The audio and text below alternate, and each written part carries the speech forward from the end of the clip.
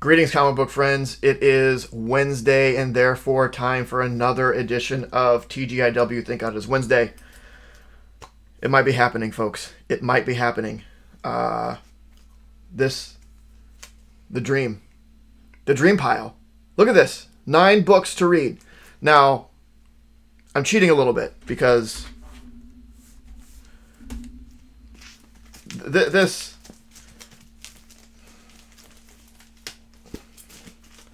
this is what came home, right? But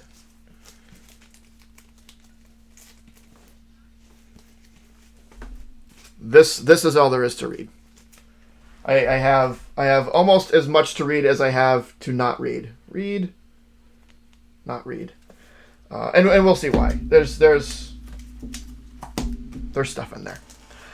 So let's go over the nine books is all to read. I'm so excited.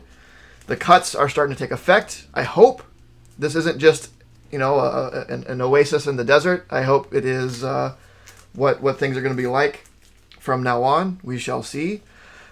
But anyway, without further ado, so we have our Berserker number 2. First issue of this was so much fun. I get nervous when there is a non-comic book person that injects themselves into a comic, because usually they're don't get me wrong, intentions are always good. I think, but there are reasons that comic book writers are really good at writing comics, because there's the types of stories, the type of dialogue, the pacing, and all that kind of stuff that we probably kind of maybe take for granted a little bit. And I think other people outside the industry in particular take for granted. So when someone like an actor like Keanu Reeves comes in and says, comic books, cool, I want to write one, it's like, it makes me nervous. But this is great. This is great. I mean, he's not writing it on his own. Matt Kent is there. He's seasoned. I enjoy Matt Kent. So the team up was working very, very well. And the first issue with this was great. I'm excited to read the second and further. Crossover number 6. I think this ends like this first arc. And I enjoy crossover. I think the general consensus is that it's meh to not great. I really enjoy it. I heard it on my friends Talk Comics to Me. Follow them on Instagram.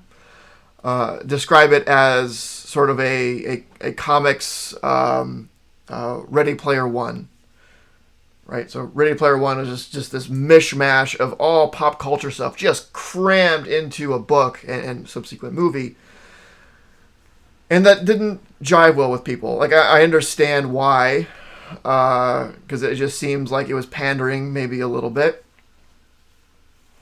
I enjoyed Ready Player One. I read the book and I enjoyed it then, and I enjoyed the movie as well. I enjoyed crossover. It's maybe called a guilty pleasure. I know it's not going to win any awards or anything, but it's fun. I like seeing all these Image characters and concepts show up. Department of Truth, number 8. And still probably my top 3 books that are on the shelf today. I love it. It's great. And if you're not reading it, get a hold of the first trades out. Do it. Fantastic Four, number 31. It's still here. I still enjoy it. I will say there is something that isn't here. Not that it would have came out this week, but I did cut a hero book. I cut Iron Man. I've been talking about doing it for a while. I finally pulled the trigger and I cut it. Fantastic Four, I don't think I'll ever cut. I really like the first family. Nothing ever real big happens in it, but they're just good stories, so I enjoy reading them. I Breathe the Body, Aftershock Horror has been a lot of fun, a little disturbing. So it may not be for everyone.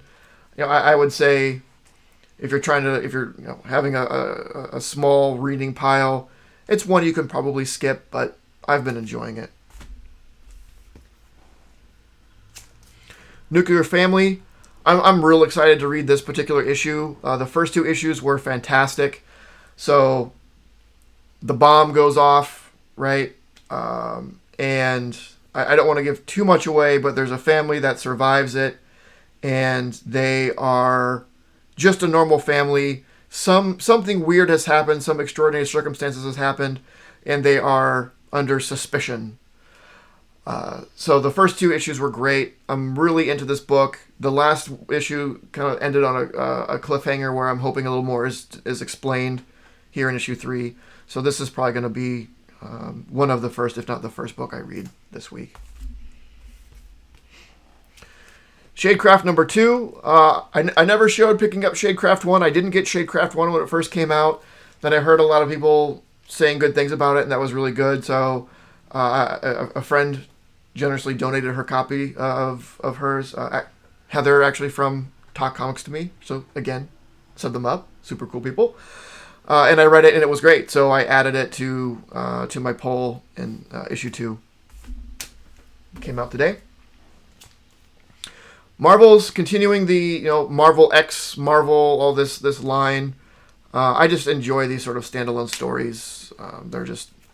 It's nice to step out from storylines and all that, and just enjoy really solid stories that exist in the Marvel universe, and that's what these books give you. And U.S. Agent number 5.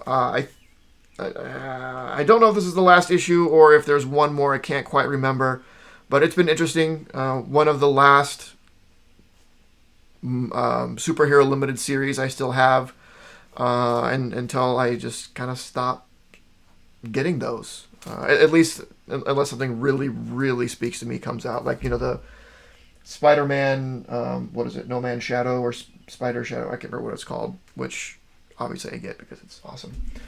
But that's it for the reading pile. 9 books. Whew. I'm going to be able to get through that pretty quick and knock out some of the other back issues. As far as other stuff, I picked up... so the second print of Shadecraft 1 came out. I picked that up because I did really like the book. I really like this cover. So I went ahead and picked this up. Just, I don't know, because... the Scotty Young variant, or the B cover, I suppose, of Department of Truth number 8. I usually get A and B covers for Department of Truth, and I especially got it this because I love Scotty Young. Actually, speaking of Scotty Young, because otherwise I'll probably forget. I also picked that this came in today. I had pre-ordered this. This little Hulk statue that is designed by Scotty Young. I saw it in previews. I've been going through this Hulk phase, and I saw it. I love Scotty Young. I wouldn't get a bunch of these. It's just Hulk in particular because he's like this big brute. I love it when he's depicted as like cutesy. I don't know. It's dumb, but I picked it up. It came in today, and at first I was excited, like, oh yeah, that thing came in, and then I was like, that's probably $50. I really didn't need to spend, but whatever, it's done. I picked up 2 other copies of Berserker. So the foil versions of the A and B cover. I think I got the A cover as the regular cover, and then these 2 foils. I had to pick up at least a couple copies of Berserker because the Something is Killing the Children 8th print came out, and I was able to get 2 copies of those. I go to 2 comic shops, and they were limited to 1 per customer, but I go to 2 shops, so I got 1 from each. So this was the deal with the that foil variant of Berserker 1 came out with these insert cards. All right, so if you brought this insert card and bought a copy of Berserker 2, you got a free copy of the 8th print of Something is Killing the Children. So I had picked up, I think, 3 copies of that foil. So I had 3 of these. I have 1 left. So I had those and picked up... I picked up 3 copies of Berserker because I wanted both the foils and a regular cover. But I was able to get a couple copies of the 8th print, which I was excited about. Because, I mean, it's cool because it's the novelty thing of how you get these. But it's also a killer cover. That's such a great, great cover. And then I also picked up the second print of Alien 1. This one I probably should have left on the shelf. trying not to do as many like variants and second prints and things like this, but this is such a great cover from such an iconic scene that I don't know, I picked it up anyway. I guess. Yeah. So I mean, pretty. There's a good chunk of stuff here. It was kind of a weird week when it came to variants and second prints. I usually don't end up getting that much stuff, and then of course this is a special thing, right?